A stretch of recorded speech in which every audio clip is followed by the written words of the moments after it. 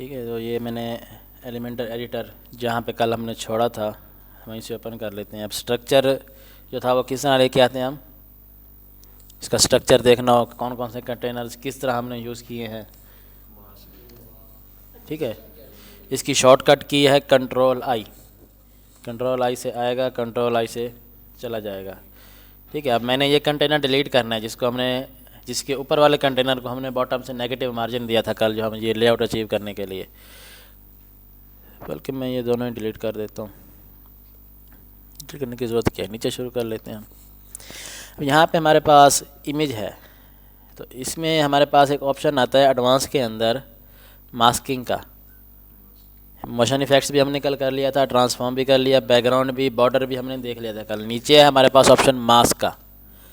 अब इमेज को different shapes में शो कराने के लिए, जैसे अभी मैंने किया भी है थोड़ी देर पहले, सर्कल में शो करा सकते हैं आप, और ये मोस्टली इमेजेस पे ही यूज़ होता है। अब मैंने मास्क किया इसको तो ये सर्कल में शो हो रही है इमेज। ठीक है, और भी यहाँ पे हमारे पास ऑप्शन है, फ्लावर में शो कराओ या ये स्केच है।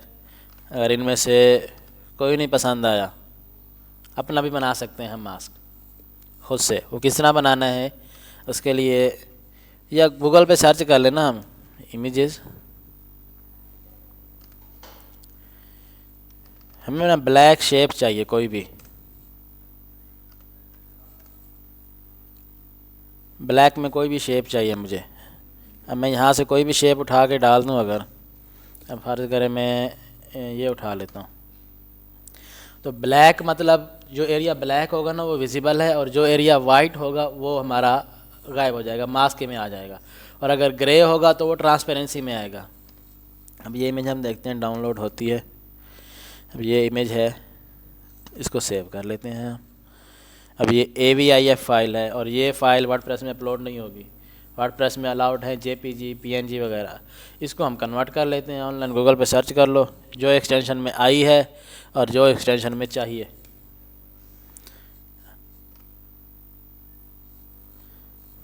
अब यहाँ पे जो फ़ाइल डाउनलोड हुई है वो अपलोड कर दो, आपको PNG में मिल जाएगी। कन्वर्ट करके तो किसी भी फॉर्मेट से किसी भी फॉर्मेट में आप कन्वर्ट कर सकते हो इसको। मेरी PNG में डाउनलोड हो गई। अब इसको अपलोड करके देखते हैं। अब देखें मुझे कोई पसंद नहीं तो मैं यहाँ पे कस्टम पे सिलेक्ट करूँगा, और यहाँ पे मैंने इमेज अपलोड करनी है तो ये मैंने अपलोड कर दी।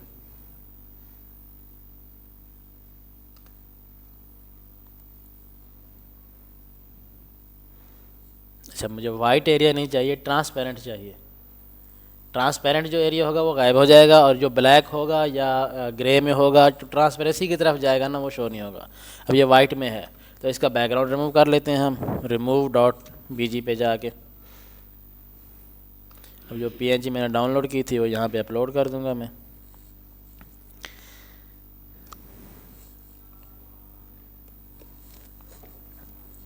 बैकग्राउंड रिमूव, इसको डाउनलोड कर लो। क्योंकि कैनवा पे बनाने जाएं तो कैनवा पे ट्रांसपेरेंट बैकग्राउंड डाउनलोड करने के लिए प्रो चाहिए होता है।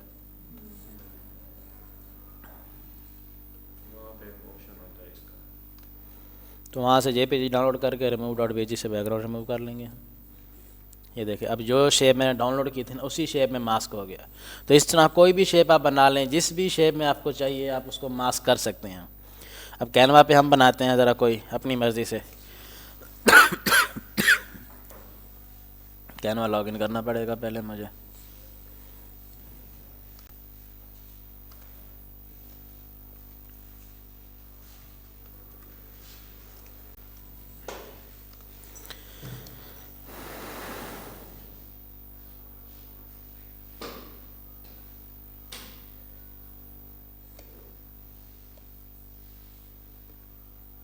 यहाँ पे हम ज़रा इसकी शेप बनाते हैं अपने हिसाब से, जिस तरह दिल करे उस तरह बना लो, कोई कैद नहीं है, कोई रोक टोक नहीं है। बस ये ख्याल रखना कि इमेज अगर रेक्टेंगल है तो आप रेक्टेंगल में ही बनाएंगे, इमेज अगर आपकी स्क्वायर है तो आप स्क्वायर में बनाएंगे। और ये क्या हुआ है मेरे साथ,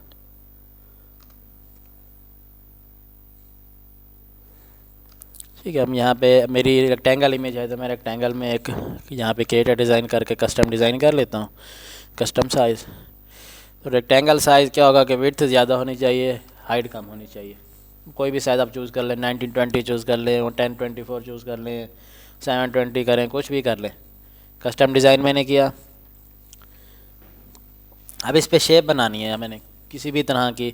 ब्लैक एरिया मतलब विजिबल, ट्रांसपेरेंट एरिया मतलब क्रॉप हो जाएगा वो एरिया। तो यहाँ पे एलिमेंट्स में हमारे पास शेप्स हैं, फ्रेम्स हैं। अब मैं यहाँ पे मुख्तलिफ शेप्स ऐड करता हूँ। मैंने स्क्वायर ऐड किया, फिर मैंने ये बॉक्स ऐड कर दिया इसके साथ ये हेक्सागन मैंने यहाँ पे ऐड कर दी। हम आड़ी तिरछी शेप बनाएंगे, कोई हिसाब नहीं है इसका।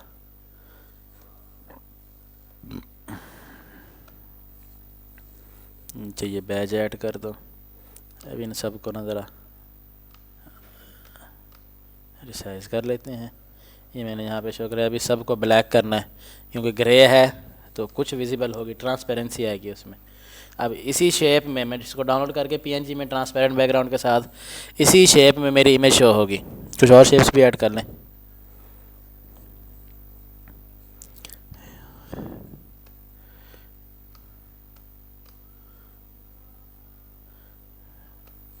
इसको डाउनलोड कर लेते हैं हम। ब्लैक ही है, ये ब्लैक है, फुल ब्लैक। अच्छा थोड़ी सी ग्रे है, बल्कि इसको थोड़ा सा हम ना ट्रांसपेरेंट रखते हैं। इसको हम ये कर लेते हैं, थोड़ी सी इस तरफ से ट्रांसपेरेंसी आ जाएगी। Download PNG transparent background.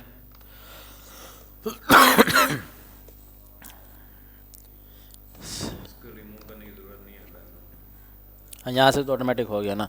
अब मैं मास्क में वही अपलोड कर दूंगा जो इमेज मैंने अभी डाउनलोड की है, तो मेरा अब इमेज इसी शेप में शो होगी। ये क्या कहते हैं, रेजोल्यूशन भी तो इतना ज़्यादा नहीं है, मैंने कम ही रखा है। इसका नाम चेंज करके देखता हूँ मैं।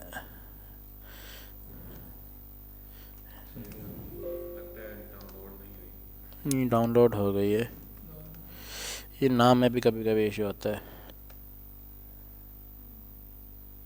फिर भी नहीं हुई। हम ज़रा कम क्वालिटी में डाउनलोड कर लेते हैं यहाँ से, पता नहीं उससे क्वालिटी हज़म नहीं हो रही।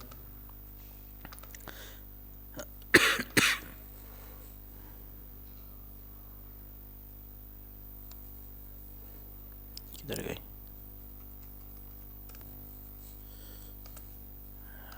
अब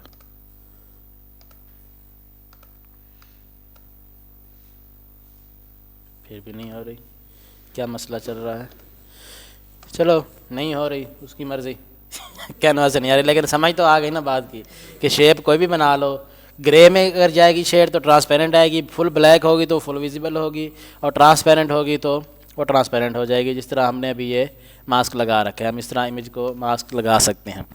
तो हमारे एडवांस के तकरीबन सारे ऑप्शंस कंप्लीट हुए। लेआउट में हमारे पास कुछ चीज़ें रह गई थी, ये विड्थ, पोजीशन, जी इंडेक्स हमने कर लिया था। CSS ID और क्लासेस हमारे काम की नहीं है। अब बाकी इन एलिमेंट्स को हम समझने के लिए ज़रा रैप को यूज़ करना है हमने। अब मैं ये सारा कंटेंट यहाँ से डिलीट कर रहा हूँ। बिल्कुल एंड पे जाके जहाँ पे कंटेनर कोई नहीं है, राइट क्लिक करके आप डिलीट ऑल कंटेंट कर दें, सारा कंटेंट पेज से गायब। अब इसको हमने कैनवास किया हुआ था इसलिए हेडर फुटर भी नहीं आ रहा है, और पेज बैकग्राउंड हमने ब्लैक कलर कर दिया था इसलिए हमें ब्लैक में नज़र आ रहा है। अब एक कंटेनर में ऐड करता हूँ यहाँ पे। अब इसमें मुझे टॉप पे इमेज चाहिए, फिर हेडिंग चाहिए, फिर टेक्स्ट चाहिए। कौन सा एलिमेंट यूज़ होगा? टॉप पे इमेज, पहले इमेज लगाएंगे। एक ही एलिमेंट है, तीनों चीज़ें आएंगी इससे। कौन सा एलिमेंट है देखें? Image, heading, text. कंटेनर तो ऐड कर दिया ना मैंने, अब इसके अंदर एलिमेंट कौन सा ऐड कर? कौन सा? गैलरी वाले बेसिक गैलरी। इसमें तो सिर्फ इमेजेस आएंगी, इसमें टेक्स्ट तो नहीं आएगा ना उसके साथ। इसमें अगर मैं इमेज सेलेक्ट करूँगा, मैंने देखे मैं इमेज सेलेक्ट कर देता हूँ। मैंने एक्सप्लोर किए थे यार। एक्सप्लोर कैसे किए हैं याद ही नहीं है। इमेजेस आ रही हैं सारी, नहीं आ रहा ध्यान में। देखे नहीं है ना एलिमेंट्स आपने, पता लग रहा है ना। इमेज बॉक्स यूज़ करेंगे हम, इमेज बॉक्स यूज़ करेंगे हम टॉप पे इमेज। अब अगर आइकन्स चाहिए आपको, जैसे आप चाहते हैं ना मैं कस्टमाइज्ड आइकन लेके हूँ, तो कैनवा पे भी डिज़ाइन कर सकते हैं, लेकिन फिर वहाँ से डाउनलोड करने में मसला होगा पीएनजी में, क्योंकि बैकग्राउंड ट्रांसपेरेंट अगर होगा तो इमेज पीएनजी होगी और किसी फॉर्मेट में नहीं होगी। वो पीएनजी के अलावा किसी भी फॉर्मेट में ट्रांसपेरेंट बैकग्राउंड नहीं आता। ठीक है, अब मुझे आइकन्स चाहिए। एक तो आइकन बॉक्स अगर यूज़ करूँ मैं यहाँ पे, तो आइकन आइकन बॉक्स और इमेज बॉक्स में फ़र्क क्या है कि इस पे टॉप पे इमेज लगा सकते हैं हम, और इस पे टॉप पे हम आइकन्स जो अवेलेबल है उनमें से चूज़ कर सकते हैं, या एसवीजी हमें अपलोड करनी पड़ेगी। अब इनमें से कोई भी आइकन मुझे पसंद नहीं है, मैं चाहता हूँ मैं इमेज को आइकन के तौर पर यूज़ कर लूँ, कि बाहर से आइकन बनाऊँ उसको पीएनजी में लेके आऊँ और उसको यहाँ पे यूज़ कर लूँ। जैसे हमने लेट्स वर्क में देखा था, उन्होंने भी आइकन्स की जगह इमेजेस यूज़ की हुई हैं, आइकन उन्होंने कस्टमाइज्ड बना के यहाँ पे यूज़ की हुई हैं। इसके लिए वेबसाइट है हमारे पास flaticon.com। अब इस पे जाके कितनी कह रहा है 18.1 मिलियन, अब इसमें से आधी तो फ्री होंगी ना। अब हम यहाँ पे सर्च करते हैं, जैसे कि मुझे चाहिए आइकन एजुकेशन के रिलेटेड।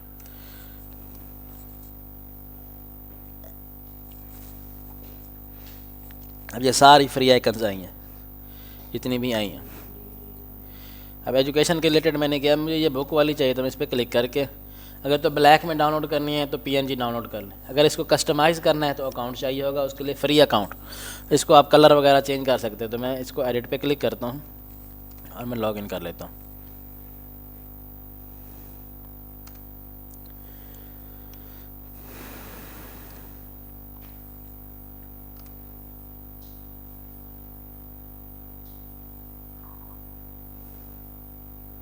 मैंने लॉगिन कर लिया। अब इसको एडिट करना है मुझे, ये रेड कलर में चाहिए या ऑरेंज में चाहिए, किसी में भी चाहिए। इस पर क्लिक करके हम यहाँ से हम इसको रेड कलर दे देंगे और इसको अब हम डाउनलोड कर लेंगे पीएनजी में। बाकी किसी फॉर्मेट में डाउनलोड फ्री में नहीं होगा, कोई भी साइज़ कर लें, कोई मसला नहीं। अब इसमें आके मैं इसमें वही आइकन अपलोड कर दूंगा जो मैंने डाउनलोड की।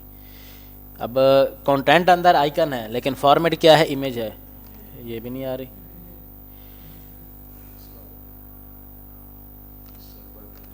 रिलोड करके देखते हैं, क्योंकि ये लोकल नहीं चल रही, ये होस्टिंग पे वेबसाइट चल रही है, इसलिए तो उसमें तो रोज़ आते रहते हैं ऐसे इश्यूज़। एक जो सारे फसाद की जड़ इशू एक है वेबसाइट्स के अंदर, हर फसाद की जड़ उसको कह सकते हैं कैशे। चेंजेस करते रहो, डिस्प्ले ही नहीं होते, ऐसा भी होता है।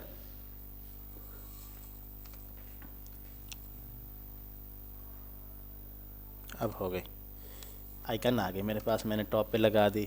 अब यही आइकन अगर मुझे साइड पे चाहिए तो स्टाइल में मेरे पास ऑप्शन है, मैं इसको साइड पे कर दूंगा। साइज़ इसका कम कर दें, आप इमेज में जाके इसकी विड्थ कम कर दें। अगर छोटी विड्थ रखनी है ना, अगर हमने जैसे बहुत छोटी रखनी है तो कोशिश करें हम पिक्सल्स में दें।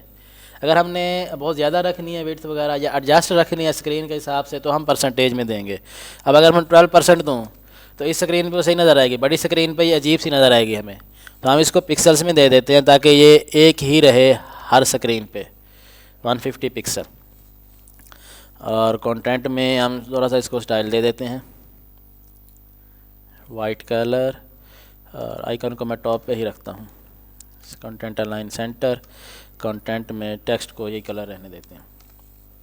अब मुझे एक ही कंटेनर में, एक ही कंटेनर है उसमें एक इमेज बॉक्स है, साइड बाय साइड मुझे बहुत सारे इमेज बॉक्सेस चाहिए। कंटेनर तो दूसरा इसका हल है, कंटेनर ऐड करेंगे हम। अब मुझे 4 आइकन बॉक्सेस चाहिए तो मैं 4 कंटेनर ऐड करूँगा और इसको हॉरिजॉन्टल रखूँगा, इस वाले कंटेनर को। लेकिन इसके बगैर भी काम हो सकता है, हम इस कंटेनर को हॉरिजॉन्टल कर दें वैसे ही, ठीक है, हॉरिजॉन्टल कर दिया मैंने इसको। अब ये देखें, ये जितना उसका कंटेंट था उतनी उसने जगह ली। अब अगर मैं इसकी कॉपीज़ बनाऊँ तो ये ऑटोमेटिकली साइड बाय साइड आएंगे। 3 कर लिए, 4 कर लिए, अब 4 एक ही लाइन में आ रहे हैं, ठीक है, अब 4 आ रहे हैं। अब कंटेनर का इस्तेमाल जितना हो सके हमने कम अज़ कम करना है, इससे क्या होगा, वेबसाइट की स्पीड सही रहेगी। अब यहाँ पे कंटेनर्स की ज़रूरत ही नहीं है। अब मैं अगर यहाँ पे एक कंटेनर में काम हो गया, अगर मैं यहाँ पे 5 कंटेनर लगा देता, एक पेरेंट कंटेनर 4 और कंटेनर्स में अंदर लगा दूँ अगर, तो खाम में लोड बढ़ेगा, कंटेंट ऐसे फजूल मैंने कंटेनर से बढ़ा दी। तो यहाँ पे एक कंटेनर से काम हो सकते हैं तो हम एक से करेंगे, ज़्यादा कंटेनर्स हमने यूज़ नहीं करने। अब मुझे इसी कंटेनर के अंदर बहुत सारे आइकन बॉक्सेस चाहिए, लेकिन चाहिए कैसे कि 4 एक लाइन में है, फिर 4 दूसरी लाइन में है, फिर 4 दूसरी लाइन में है, फिर 4 दूसरी लाइन में है। तो याद है पहले दिन कंटेनर्स में हमने एक सेटिंग ऑन की थी, क्या थी? हॉरिजॉन्टल तो कर दिया मैंने, इनको स्पेस बिटवीन भी कर देता हूँ ताकि कॉर्नर टू कॉर्नर आए। लेकिन कौन सी सेटिंग थी जिससे जितनी जगह इसको मिलेगी उतनी ले लेगा, बाकी वो अगली लाइन पे आ जाएगा एलिमेंट। स्क्रीन पे नज़र आ रहा है? रैप को ऑन करना है। अब रैप को मैंने ऑन कर दिया, ठीक है। अब इसने विड्थ ज़्यादा ले ली है, अब मैं चाहता हूँ ये सिर्फ 25% विड्थ ले या 20% विड्थ ले, बाकी छोड़ दे। 25% ले, 20% ले, 21% ले, बाकी अगले के लिए छोड़ दे।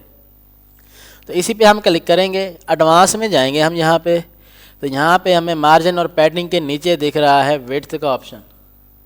इसको इनलाइन कर दें अगर, तो इनलाइन तो वो पहले से है कि जितना हमारा टेक्स्ट है उतनी उसने विड्थ ले रखी है। अब इनलाइन को हम काम करें, अगर मैं टेक्स्ट को ख़त्म कर दूँ तो उसकी हेडिंग जगह खुद ब खुद छोटी हो गई। अगर टेक्स्ट जितना बढ़ता जाएगा, बढ़ाते जाएं इसको, तो विड्थ बढ़ती जाएगी इसकी। लेकिन हम इसको लिमिट कर सकते हैं। इनलाइन में क्या होता है कि जितना कंटेंट हो उतनी विड्थ ले ले, बाकी छोड़ दे। इनलाइन का काम ये है। और फुल विड्थ का काम क्या है, यहाँ पे वो 100% लेगा, चाहे उसका कंटेंट 1% है, 10% है, 20% है, जितना भी हो। अगर हम विड्थ फुल विड्थ रखेंगे, 100% रखेंगे, तो वो 100% ऑफ द स्क्रीन लेगा, पेरेंट लेगा, अपने पेरेंट की 100% लेगा। अब पेरेंट चाइल्ड को अगर याद रखोगे कंटेनर्स में तो ये समझने में आसानी रहेगी। अगर मैंने 100% की तो जो एलिमेंट है वालेकुम अस्सलाम, तो जिस एलिमेंट में मैं हूँ वो 100% ऑफ द पेरेंट लेगा। अब मैंने इसको 100% किया तो ये कंटेनर की जितनी विड्थ थी कंटेंट की, इस कंटेनर की कंटेंट की विड्थ है 1140 पिक्सल, तो इसने पूरी 1140 ले ली। मैंने इसको 100% किया। अगर मैं इसको इनलाइन करता हूँ तो जितना कंटेंट है उतनी लेगा। लेकिन हमारे केस में ना इनलाइन काम कर रहा है ना ही फुल विड्थ चल रहा है, हमें देनी है इसको सिर्फ 20%। हम कस्टम कर देंगे, इसको 21% दे देंगे। इसी तरह सेम हम सारे आइकन बॉक्सेस को 21% दे देंगे। तो इससे क्या होगा, 21 मल्टीप्लाई बाय 4 कितना होगा, 84। पीछे कितना बच गया, 16%। तो 16% जो बच गई एक रो में, हम उसको स्पेस बिटवीन रखेंगे तो वो 16% ऑटोमेटिकली इक्वल स्पेस में डिवाइड होकर बीच में गैप आ जाएगा।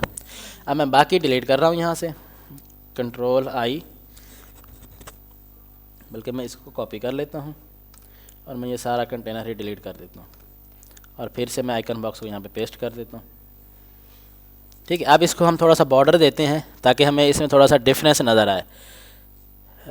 बॉर्डर एडवांस में जाके मैं बॉर्डर दे रहा हूँ 1 पिक्सल और इसको मैं वाइट करता हूँ क्योंकि बैकग्राउंड हमारा ब्लैक है तो वाइट हमें सही नज़र आएगा। ठीक है, अब ये इस तरह नज़र आ रहा है। थोड़ी सी पैडिंग भी दे दें इसको, पैडिंग याद है, वेट तो थोड़ी सी बढ़ा लेते हैं हम, 22 या 23 कर लेते हैं। अब 23 मल्टीप्लाई 4 कितना होगा, 92। बाकी बच गई 8%। तो वो 8% इक्वल स्पेस में हमने डिवाइड करा के बीच में गैप देना है इनके। अब मैं इसी की कॉपीज़ बना रहा हूँ इस कंटेनर की, इस इमेज बॉक्स की। अब ये ऊपर नीचे आ रही हैं, साइड बाय साइड क्यों नहीं आ रही? इस कंटेनर को हमने हॉरिजॉन्टल किया ही नहीं, क्योंकि मैं डिलीट करके दोबारा ऐड किया है। ठीक है, अब फिर ये एक दूसरे के ऊपर चढ़ गई। कौन सी सेटिंग ऑन करनी है हमने? यहाँ से रैप की डेफिनेशन कुछ बताई थी ना मैंने कि रैप का काम क्या है कि जितनी जगह है उतनी दो, बाकी अगली लाइन पे भेज दो। अगर उसमें जितनी जगह है उतनी दो, बाकी अगली लाइन में भेज दो। हमने अब 22% दी, 22% इन्होंने ली है। अब इसको हम कर देते हैं स्पेस बिटवीन। पहले स्पेस बिटवीन नहीं था, ये सेंटर में था या लेफ्ट लाइन था। ये 20 पिक्सल का जो गैप है ना वो आ रहा है, लेकिन हम चाहते हैं जो हमने 8% जगह छोड़ी है ना वो ऑटोमेटिकली एडजस्ट हो। अगर मैं इसको 25% दूँ तब ये 4 एक लाइन में नहीं आएंगे। क्यों नहीं आएंगे? 25% दी मैंने। अब 1140 को 25 से मल्टीप्लाई करें तो कितना बनता है, 25% कैलकुलेट कर लेते हैं हम। अब टोटल हमारी कंटेनर की कंटेंट वेट थी कितनी है, 1140। अब मैं अगर 25% एक को दे दूँ तो 285 एक आइकन बॉक्स को मैंने दी। अब 285 4 को दी तो 1140 पूरी हो गई। लेकिन यहाँ पे हमने गैप्स में कॉलम्स का गैप रखा हुआ है 20 पिक्सल, ये भी तो हमने कवर करना है। हम हर कॉलम में 20 पिक्सल का गैप आएगा, तो 285 मैंने उसको विड्थ दी है, 20 पिक्सल की उसमें गैप है, तो कितनी हो गई, 305 पिक्सल एक इमेज बॉक्स की विड्थ हो गई। तो अब 1140 में 4 नहीं आ सकती, वो 3 आएंगी, चौथी जो होगी ऑटोमेटिकली नीचे आ जाएगी। इसलिए हमने उसको कम विड्थ दी है ताकि वो एडजस्ट हो सके, जो गैप हमने दिया है वो भी साथ एडजस्ट हो सके। मैं एक काम करता हूँ, मैं फिर से इसको डिलीट करके इसको कॉपी करता हूँ। मैं आपको फिर शुरू से समझाता हूँ, इसको फिर समझ आएगी। मैंने यहाँ पे पेस्ट किया। अब ना इसकी हम वेट 23 की बजाय 25 कर देते हैं। 4 इक्वल 100 को 4 पे डिवाइड किया 25। अब इसको हॉरिजॉन्टल करके हम 4 कॉपीज़ बनाते हैं, ठीक है। अब अगर मैं इसको रैप करूं, अब रैप का काम क्या होता है कि अगर आ सकता है यहाँ पे पूरा एडजस्ट हो सकता है तो शो कराओ, नहीं तो अगली लाइन पे भेज दो। अब मैं इसको रैप करूँगा। अब हमने किया तो 25% है। अब एक लाइन में 4 आने चाहिए थे, 3 आ रहे हैं, क्यों? क्योंकि हमने 20 पिक्सल की स्पेस दे रखी है हर कॉलम में। ये जो जहाँ पे जो स्पेस आ रही है तो वो भी तो साथ हमने कवर करनी थी। हमने तो 25% अपनी कैलकुलेशन कर ली, 100 को 4 पे डिवाइड ही किया, लेकिन ये गैप हमारे जहन में नहीं था कि 20 पिक्सल का गैप भी होगा, वो भी तो हमने कवर करना है। इसलिए हमने पहले 23% दी थी ताकि जो 8% है वो गैप में कवर हो जाए। लेकिन अगर हमने 8% कवर नहीं करना तो हमें यहाँ से गैप ख़त्म करना पड़ेगा। अगर मैं गैप यहाँ से 0 कर दूँ, अब 25% इक्वल वो एक लाइन में आ गई। जैसे 1 पिक्सल का भी गैप होगा, यहाँ पे जगह ख़त्म हो गई अब क्योंकि अब 25% से बढ़ गई है इसकी विड्थ। अब 25% पूरी है, ये 285 पिक्सल है ये। लेकिन 1 पिक्सल भी अगर मैंने गैप दिया तो 286 पिक्सल हो जाती है। 1140 पिक्सल टोटल इसकी विड्थ है कंटेंट की हमारे। ये यहाँ पे लिखी हुई है, बॉक्स कंटेनर है, इसकी कंटेंट विड्थ कितनी है, 1140 पिक्सल्स। और हमने अंदर आइकन बॉक्स को कस्टम विड्थ दे रखी है 25%। अब 100% तो इन्होंने ले ली, और जो 20 पिक्सल का गैप था वो कहाँ जाएगा, उसने भी तो आना है अपनी जगह पे। अब जब वो 20 पिक्सल का गैप आएगा, 3 एलिमेंट के बाद जगह पूरी हो गई। 25 75% हो गया, और 60 पिक्सल टोटल गैप हो गया हमारा, 20 पहले का, 20 दूसरे का, 20 तीसरे का। अब ये 75 से ज़्यादा बढ़ गया। ना भी दें तो अगर गैप ना दें तो ये इस तरह दिखेगा, बॉर्डर हटा दें तो फिर सही दिखेगा ये। सर अगर गैप भी दें और अब मैं देखें ना, बॉर्डर इसका हटा देता हूँ मैं, यहाँ से जाके बॉर्डर मैं इसका हटा देता हूँ डिफ़ॉल्ट, और इसकी थोड़ी सी पैडिंग बढ़ा देता हूँ 25, ठीक है। अब इसको कॉपी करेंगे हम इन दोनों पे, पेस्ट स्टाइल, इस पे पेस्ट स्टाइल, और इस पे भी पेस्ट स्टाइल।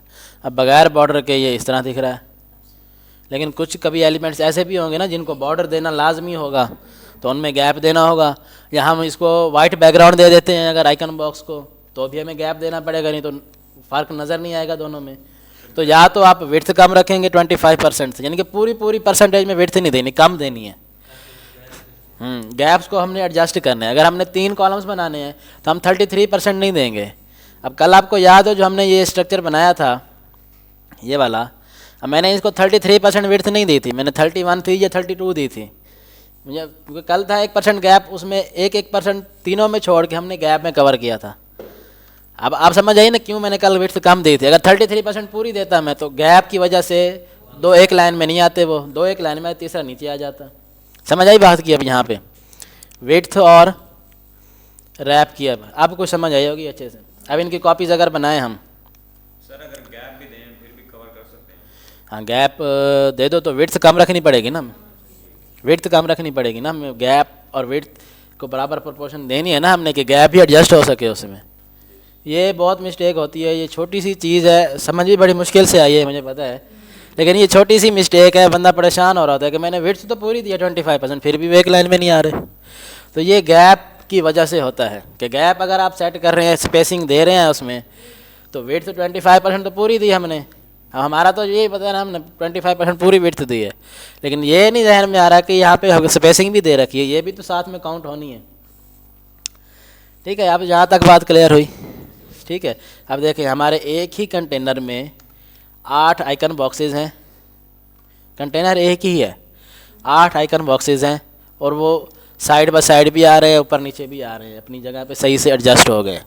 अब इसको अगर हम कंटेनर से करते तो हमें कितने कंटेनर्स चाहिए होते? एक पेरेंट कंटेनर, फिर 2 कंटेनर्स रोज़ के लिए, एक ऊपर और एक नीचे, फिर उसके अंदर 4 कंटेनर्स, 4 और 4 8, 2 10 11 कंटेनर्स लग जाते, जबकि एक में काम हो गया हमारा। सिर्फ क्या है, हमने विड्थ को सही तरह से यूज़ किया है। जो एडवांस के अंदर हमारे पास यहाँ पे विड्थ है, इसको हमने अच्छे से यूज़ किया है, तो हमारी एडजस्टमेंट सही से हो गई। जो हमारा 11 में काम होना था ना, वो 1 में हो गया। अब 11 कंटेनर्स में कितना सारा फालतू कोड आएगा, लोड होगा हमारा फ्रंट एंड पे, वो हमने बचा लिया, तो वेबसाइट की स्पीड हमारी ऑटोमेटिकली सेट हो जाएगी। समझ आई बात की? अब एक एक को एनिमेशन लगा दो, पहले एक आए, फिर दूसरा आए, फिर तीसरा आए, फिर चौथा आए, फिर नीचे सबको एनिमेशन लगा दोगा डिले के साथ, तो इफेक्ट बन जाएगा अच्छा सा हमारा वेबसाइट के अंदर। और या पूरे कंटेनर को लगा दो आप, या एक ही को लगा दो फेड की एनिमेशन। जैसे मोशन इफेक्ट्स में जाके मैं इसको लगा देता हूँ, फेड इन अप।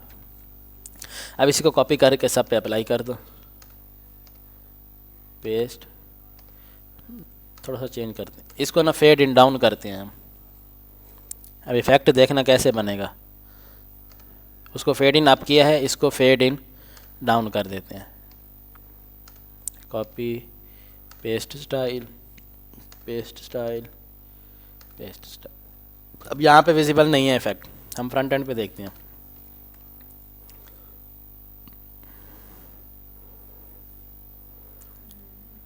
तो इफेक्ट बनाने पे है, जिस तरह आप बनाना चाहो, जितनी आपकी क्रिएटिविटी काम करती है, अब ये इफेक्ट्स आप बना सकते हैं आगे। अब डिले देंगे ना सभी में, मोशन इफेक्ट्स में जाएंगे। अब देखिए मैं इसको, अब पहले वाले को हम डिले नहीं देते, ठीक है, जो पहले वाला है हमारा नॉर्मल पे सही है। अब इसको ना हम 700 का डिले दे देते हैं, और इसके जो नीचे है ना उसको भी 700 का डिले देते हैं। ये जो तीसरा है इसको हम 1400 का डिले दे देते हैं, और इसी के नीचे वाले को भी 1400 का डिले दे दो। और तीसरा जो है हमारा, इसको अब 2100 दे देते हैं हम, और इसको भी सेम। अब सिर्फ डिले देने से देखो कितना फ़र्क पड़ेगा।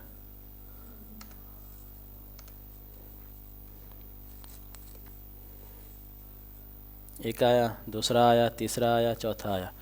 डिले ये ज़्यादा है, वैसे कम रखना चाहिए था हमें, 500, 1000, 1500, 2000 या इससे भी कम, ताकि ज़्यादा डिफरेंस महसूस ना हो उनमें।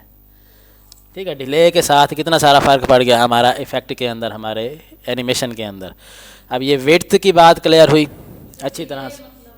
एनिमेशन डिले, कितनी देर बाद एनिमेशन ट्रिगर होनी चाहिए। अब हमने उसका नाम है एंट्रेंस एनिमेशन, के जैसे ही वो एरिया विजिबल हो, एनिमेशन ट्रिगर हो कि ये एलिमेंट हमें शो हो। अगर बगैर एनिमेशन के क्या था, जैसे पेज लोड होते हैं एलिमेंट से शो हो जाता है, लेकिन एंट्रेंस एनिमेशन अगर दे दी तो जैसे ही पेज लोड होता है पहले एनिमेशन होगी, ये फेड इन अप, ये बहुत सारी एनिमेशन है, हमने कल सारी एनिमेशन देखी हैं। तो ये एनिमेशन जो भी हम लगाएंगे उस एनिमेशन के साथ हमें ये एलिमेंट हमारा शो होगा। अब यहाँ तक की बात क्लियर है, विड्थ की अच्छी तरह से समझ आ गई। एक चीज़ हमारी जो एडवांस में रह गई है, आखिरी चीज़, वो है पोजीशन। जी इंडेक्स हमने कल कर लिया था, जी इंडेक्स को आज हम यूज़ करते हैं। अब एक वेबसाइट SEOmasters.pk, हमें मुख्तलिफ वेबसाइट से सिर्फ डिफरेंट एलिमेंट्स दिखाता हूँ कि ये एलिमेंट किस तरह बना हुआ है, ताकि कोई एग्जांपल भी हो जाए आपके सामने और हम चीज़ भी समझ लें पोजीशन को हमने किस तरह करना है यूज़। इसमें पानी डालो। अब ये सेक्शन देखो, इसमें क्या है, एक जो बॉर्डर लाइन है वो बैकग्राउंड पे है, फिर उसके ऊपर इमेज है, फिर उसके ऊपर वाइट बॉर्डर लाइन है, ऐसे ही है ना। अब ये यहाँ से ढूंढना बहुत मुश्किल है, इधर से निकालना, तो हम कैनवा पे बना लेते हैं अपनी एक बॉर्डर लाइन स्क्वायर शेप में या किसी भी तरह से।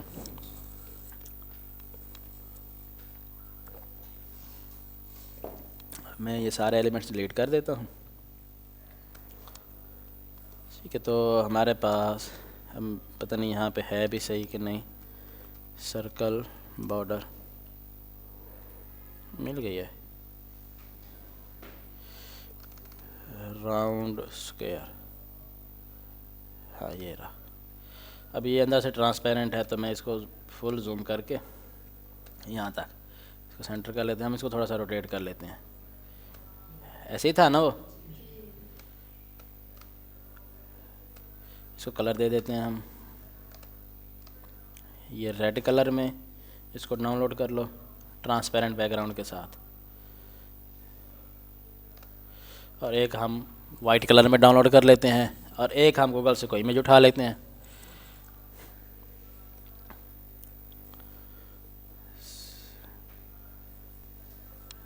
फेल हो गया, फिर से करना पड़ेगा। ये नेट थोड़ा सा मसला कर रहा है ना आज, उसको भी ठंड लगी हुई है ना। अच्छा, ये कह रहा है आपकी वेब पेज के अंदर सिर्फ एक ही ग्राफिक है जिसको आप एक्सपोर्ट नहीं कर सकते। अब एक ही ग्राफिक को एक्सपोर्ट नहीं कर सकते हम, तो हम क्या करते हैं, हम जुगाड़ लगाएंगे, इसको डुप्लिकेट कर लेते हैं। नहीं, इसको डुप्लिकेट करके, ठीक है, इसको हम कर देते हैं वाइट, या इसका कलर हम ट्रांसपेरेंट कर देते हैं। है तो सही, नज़र नहीं आएगा, वाइट से काम नहीं चलेगा। इसको उठा के यहाँ पे डाल दो पेज से बाहर। अब 2 एलिमेंट हो गए, आप पे डाउनलोड करने दो, अब हो जाएगा। रेड बॉर्डर ट्रांसपेरेंट किया था मैंने इसको,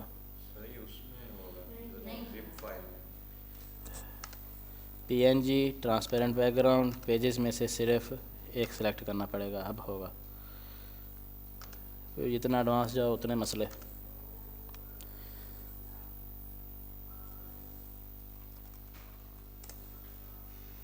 ठीक है, अब PNG में हो गया। अब इसी तरह इसी को मैं वाइट कर देता हूँ और इसको डाउनलोड कर लेते हैं हम ट्रांसपेरेंट बैकग्राउंड के साथ। पेज सिलेक्ट करना है, एक ऊपर वाला ही है, वो नज़र कुछ नहीं आ रहा क्योंकि वाइट है, बैकग्राउंड भी वाइट है और कलर भी वाइट है उसका। नीचे वाले में तो रेड बॉर्डर है ना।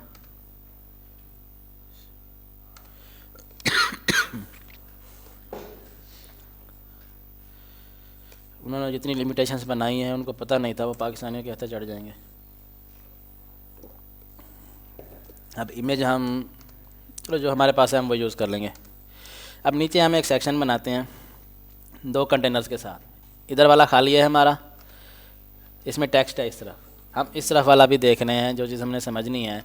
अब इसमें ना मुझे 3 एलिमेंट्स चाहिए, एक वाइट बॉर्डर पहले, फिर इमेज, और फिर उसके बाद रेड बॉर्डर। तो हम 3 इमेजेस ऐड करेंगे यहाँ पे।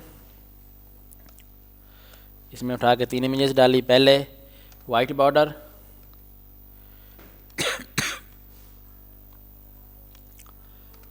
अब इसी को हम डुप्लिकेट कर लेते हैं।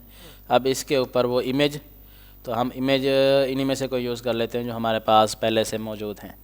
हमने समझना है फंक्शनैलिटी को, डिज़ाइन आप बनाएंगे। अब फिर से मुझे जो तीसरी इमेज चाहिए वो चाहिए रेड बॉर्डर। अब जी इंडेक्स, कल कुछ मैंने बताया था, जी इंडेक्स का काम क्या है, लेयरिंग करना, कि कौन सी चीज़ पीछे आएगी, कौन सी चीज़ आगे आएगी।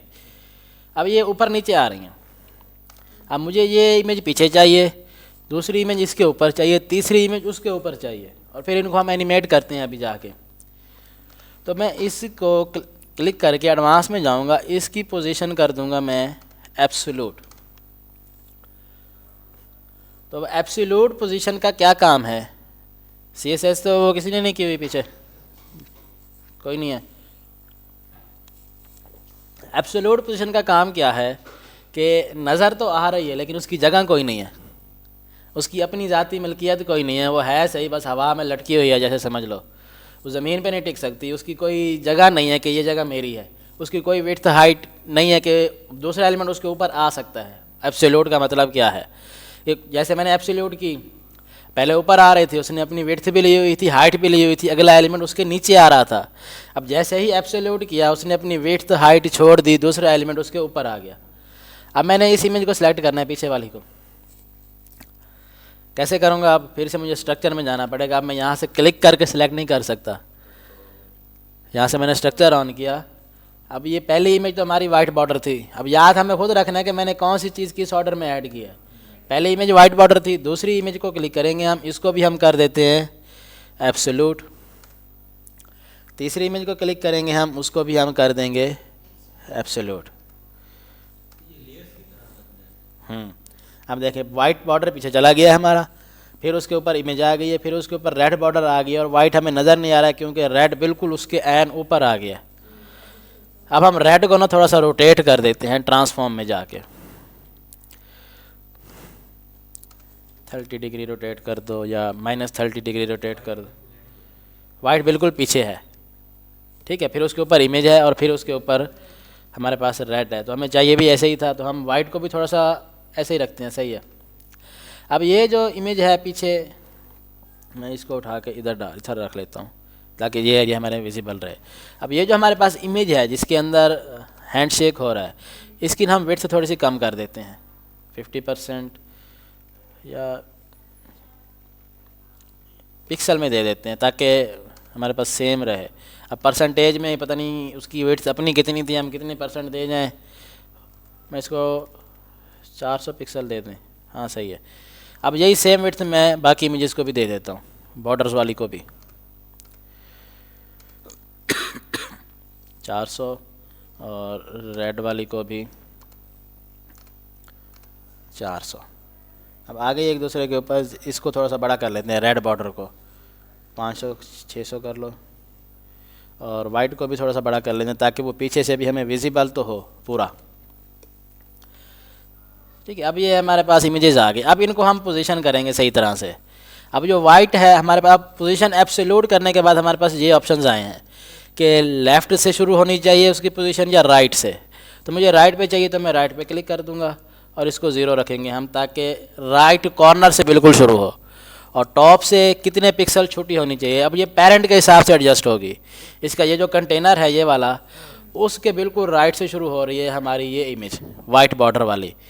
अब इस इमेज का पूरा बॉर्डर एंड तक है जो इमेज है, क्योंकि साइड पे जगह खाली थी हमारी ये वाली, तो उसने ये भी कवर कर रखी है, ये जो वाइट स्पेस है, इसलिए वो एंड तक हमें शो हो रही है। तो हम इसको थोड़ा सा माइनस में दे देते हैं, -50 राइट से थोड़ा सा, और ताकि इस तरफ चली जाए ज़्यादा वो। इसी तरह हम रेड को भी -55 हमने दिया है राइट से। अगर लेफ़्ट से करूँगा -55 दूँगा तो वो लेफ़्ट में मूव होगी, ठीक है, वो लेफ़्ट में जा रही है। अगर मैं राइट में करके तो वो राइट से -55 होगी, ठीक है। इसी तरह सेम हम इस इमेज को भी दे देते हैं।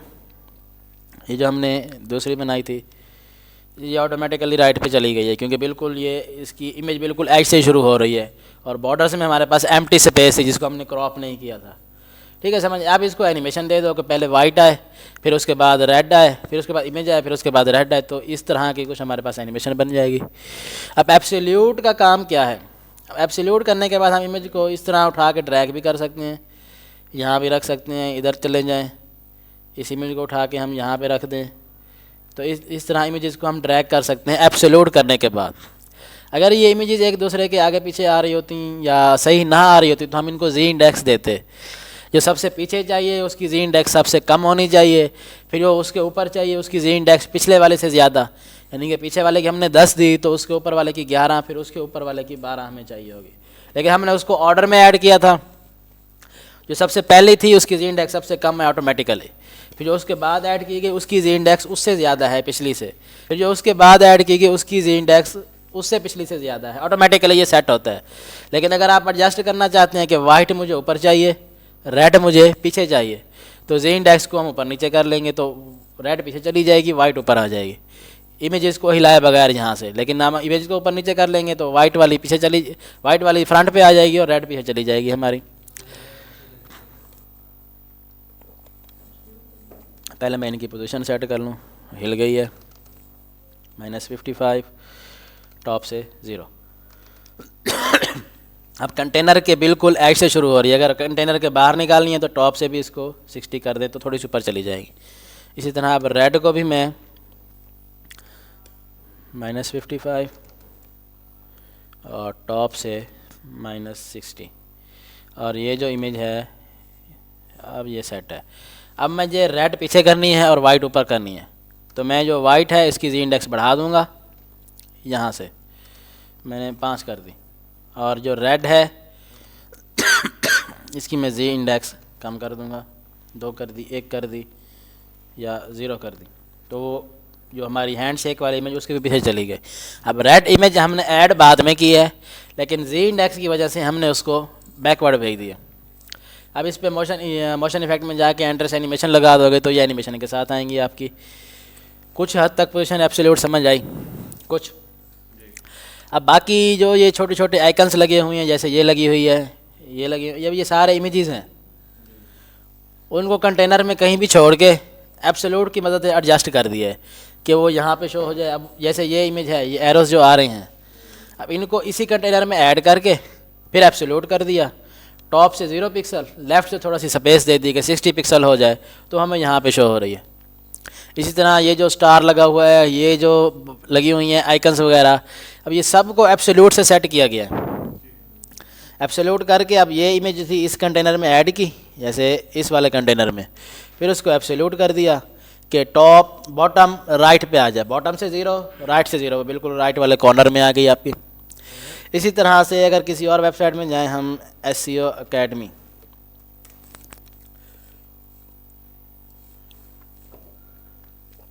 अब इसमें देखें कितनी सारी इमेजेस हैं जो वैसे तो आज की क्लास से पहले हमें लग रहा था कि पता नहीं कैसे हुई हैं, लेकिन अब देखो सारी एब्सोल्यूट हैं। अब इस पे ऊपर ये जो इफ़ेक्ट लगा हुआ है, अच्छा तो लग रहा है, कौन सा इफ़ेक्ट है? Mouse track effect, mouse track लगा हुआ है। अब सब पे एक जैसा लगा हुआ है, इमेजेस अलग-अलग हैं ये सारी, ये इमेज अलहदा है, ये अलहदा है, ये अलहदा है, और ये जो आ रही है हमें पैटर्न ये अलहदा है और ये अलहदा है। सब पे एक ही इफेक्ट लगाया है सेम वैल्यूज के साथ, इसलिए वो लग रहा है कि एक इमेज है, एक साथ अप्लाई हो रहा है सब पे। अब इन सब को भी एब्सोल्यूट कर रखा है। ये इमेज डाल दी लड़के की, उसके ऊपर ये स्टार डाल दिया, फिर ये बॉक्स डाल दिया, फिर ये बॉक्स डाल दिया, पैटर्न डाल दिया, इनको एब्सोल्यूट की मदद से सेट कर दिया हमने कि राइट पे चली जाए, लेफ़्ट पे चली जाए, ऐसे इंडेक्स वगैरह सारी एडजस्ट करके हमने। एक कंटेनर से अगर एब्सोल्यूट करें तो दूसरे कंटेनर में लेके जा सकते नहीं, वो उसी कंटेनर के अंदर रहेगी, जिस कंटेनर में ऐड किया ना उसी कंटेनर में रहेगी। अगर मुझे 2 कंटेनर है ना, एक पेरेंट, उसके अंदर 2 कंटेनर्स, ठीक है, एक में टेक्स्ट है, बटन है, और एक में इमेजेस हैं। और जो हमारे पास पोजीशन के अंदर एब्सोल्यूट के बाद एक और ऑप्शन भी है, फिक्स। वो देखो, ये जो मैं अब माउस स्क्रॉल कर रहा हूँ, ऊपर जा रहा हूँ, नीचे जा रहा हूँ, कोई चीज़ें ऐसी हैं जो फिक्स हैं, स्क्रॉल नहीं हो रही। जिस तरह हमने अटैचमेंट फिक्स की थी बैकग्राउंड के अंदर, इमेज फिक्स हो जाती है, उसके ऊपर से कंटेंट चला जाता है।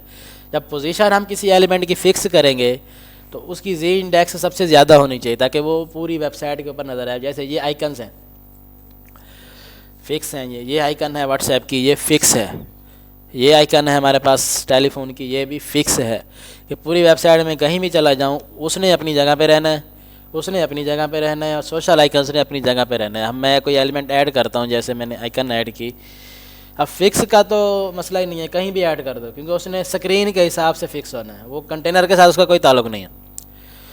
मैंने आइकन ऐड की, यहाँ ऐड कर दी, इसमें हम व्हाट्सएप कर लेते हैं। अब एडवांस में जाके पोजीशन फिक्स, ठीक है, इसमें भी वही ऑप्शन है, राइट में 0, बॉटम में 0। तो मैं थोड़ा सा बढ़ा देता हूँ, राइट से 50 और बॉटम से 30। अब ये पूरे पेज में यहीं पे फिक्स रहेगी ये व्हाट्सएप आइकन, लेकिन ये जो इमेजेस हमने ऐड की हैं उनके पीछे चली गई है, क्योंकि उनकी हमने जी इंडेक्स ज़्यादा कर रखी है। तो हम इसकी जी इंडेक्स उनसे भी ज़्यादा कर देंगे, हम इसको 20 कर देते हैं, या इस चीज़ को सबसे ऊपर रखना है तो उसकी तो 9999 कर दो जी इंडेक्स, कि उसके ऊपर कोई आ ही ना सके। वैसे तो जी इंडेक्स मोस्टली 0 से लेकर 1 2 तक ही जाएगी हमारी एलिमेंट्स के अंदर, लेकिन किसी एलिमेंट को आपने स्टिकी रखना है, बिल्कुल टॉप पे रखना है, तो उसकी जी इंडेक्स सबसे ज़्यादा रख दो, और वो रख दो कि जो शायद ही हम सोचें कि ये रख दें हम जी इंडेक्स किसी को। ठीक है, पोजीशन फिक्स। एब्सोल्यूट क्या होगी, अपने कंटेनर के हिसाब से एडजस्ट होगी और कंटेनर के साथ ही स्क्रॉल हो जाएगी। और फिक्स क्या होगी कि जहाँ पे उसको रखेंगे वो वहीं रहेगी, उसने यहाँ से टच से मस नहीं होना, जो मर्ज़ी कर लो। उसने कहा मुझे कहा गया है यहाँ रुकना है तो यहाँ रुकना है, यहाँ से मैंने कहीं नहीं हिलना, मैं यहाँ पे अल्फ़ी के साथ चिपक गया हूँ। समझ आई बात पोजीशन फिक्स की। एक और लास्ट चीज़ हमारी एडवांस्ड की जो मुझे अभी अभी याद आई है, मोशन इफ़ेक्ट्स में हमने एक चीज़ छोड़ दी थी। हमने एंट्रेंस एनिमेशन भी किया है, हमने स्क्रॉलिंग इफेक्ट भी किया है, माउस इफेक्ट भी किया है हमने। ये जो स्टिकी है ये हमने छोड़ दिया था। अब इसका काम भी थोड़ा सा फिक्स जैसा ही है, लेकिन ये स्टिकी है। अब मैं एक एलिमेंट यहाँ पे ऐड करता हूँ, इस कंटेनर के अंदर मैंने बटन ऐड कर दिया। मैं इसको अब हटा दूँ स्ट्रक्चर को, इसकी ज़रूरत नहीं है।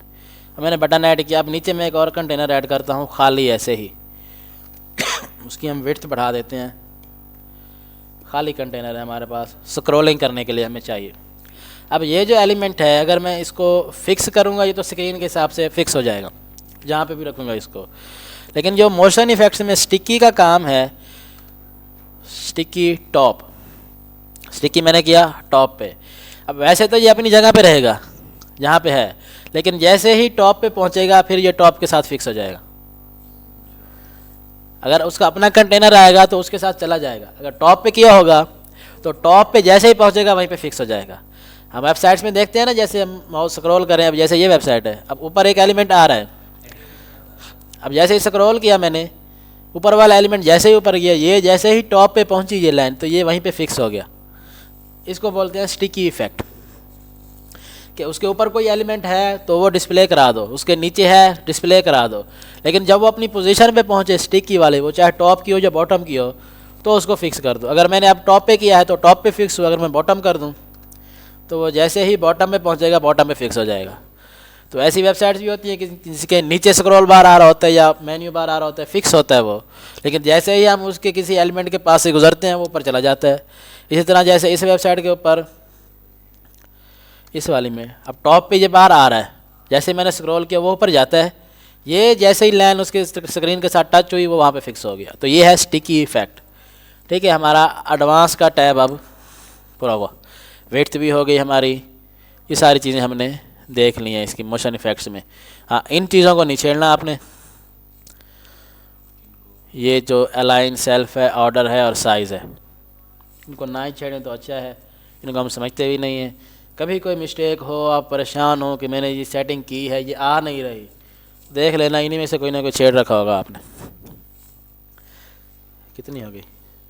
48। चले आगे थीम बिल्डर में, काफ़ी है। ठीक है जी, जैसे पिक्चर के नीचे है